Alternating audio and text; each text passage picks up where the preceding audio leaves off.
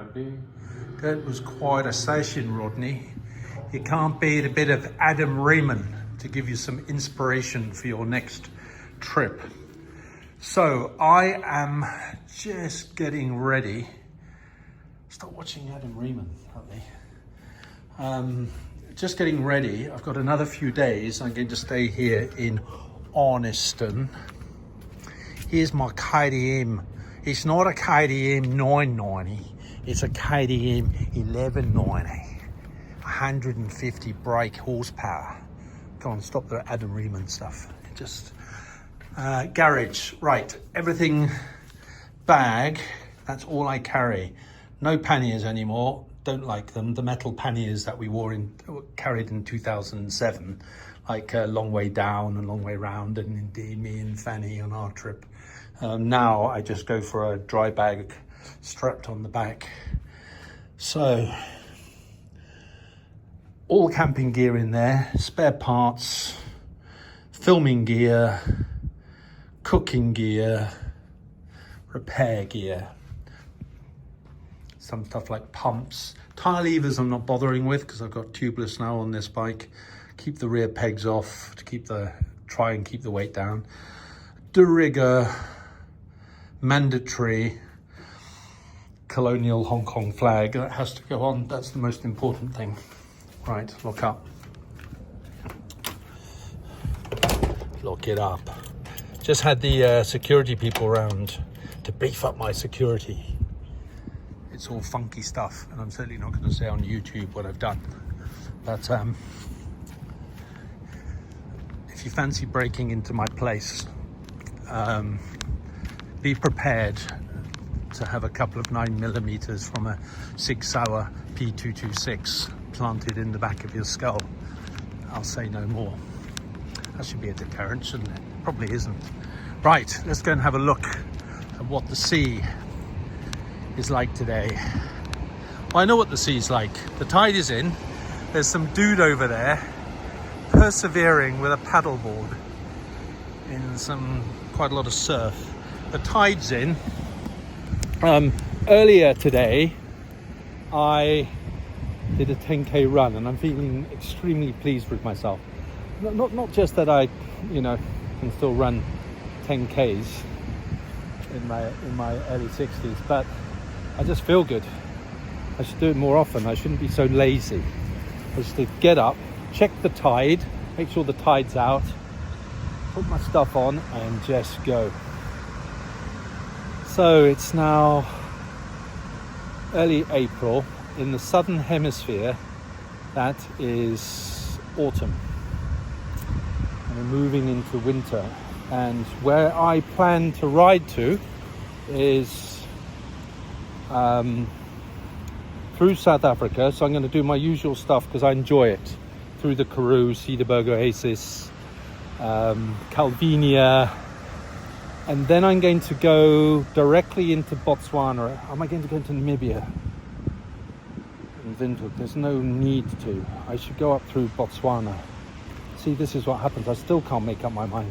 I'll go through Botswana, and then I just bumped into some Germans over by when I was coming back from my run, and they had a Land Rover with all the overland kit and tent and everything, and they're proper tourers. I mean, the kit looks like it's crossed the world several times. And they told me of a nice little crossing into Zimbabwe, which is my goal, is to get into Zimbabwe. I went down to, I went online and typed in, Grok, what do I need to ride my South African registered motorcycle into Zimbabwe? And it gave me a list of 1 million things and warnings and all the all the sort of embassy warnings. What do you call it? Embassy consulate warnings of travel advisory, risk assessment, blah blah blah. Anyway, all saying, it's a bad place.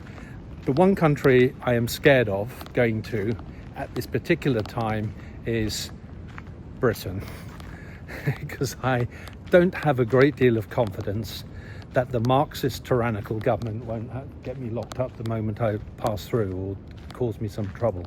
And it's a terrible position to be in, where you can't go back to your mother country because you're afraid that the thought police will send you off to the Gulag archipelago. And it's not that I'm being overly paranoid about it, because they've locked up people for just saying stuff that I've probably said. I make no apologies that I think the Islamification of Britain is the most pressing problem Britain has at the moment. And I'll say no more.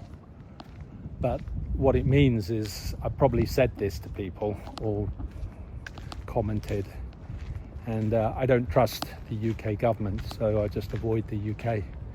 It's not that I don't have other places to go, and to be honest, everywhere else is a lot nicer than the UK. I mean, the UK has some nice aspects to it. I quite enjoy riding around in Wales on my motorbike, but it's often raining. Right, so that aside, Zimbabwe is the goal. How to get in. So I went to the police station yesterday and said, can I have a police activity report? And they said, yes, you can. It'll take 2 months. 2 months. And I don't even know what it's for. And maybe it's for South Africans and not for me. Oh, I do have the stuff on the front for.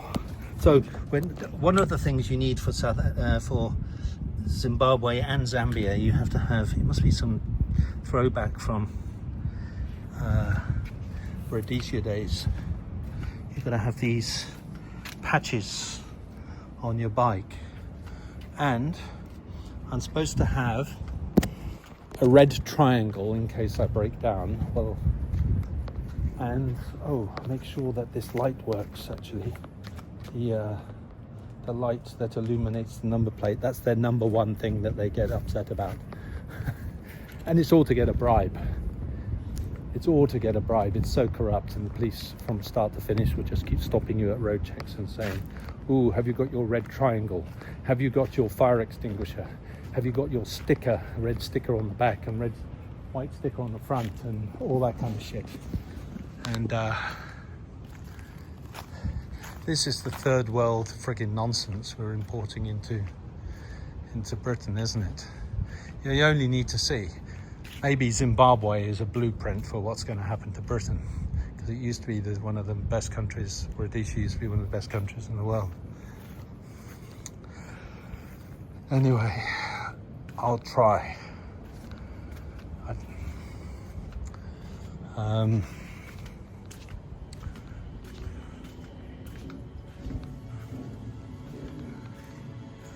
Adam Riemann again, pumping up his tyre. What tyres you got?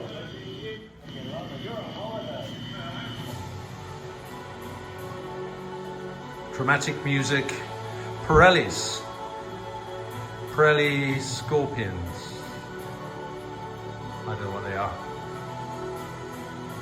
What kind of bikies you got? T7 by the looks of it. That looks like a T7. Some inspiring, you can't beat it, can you? So I'm going to film all this stuff. You can't, for my 200 regular viewers, because you can't, there's just too many people doing this YouTube shit. But I do enjoy making an effort and having some memory of all these adventures. But the Itchy Boots and the Adam Riemanns and the Freddie Dobbs and 44 Teeth, Budget Bike Battle, they do a better job, don't they? I should turn the telly off and just enjoy my jardin.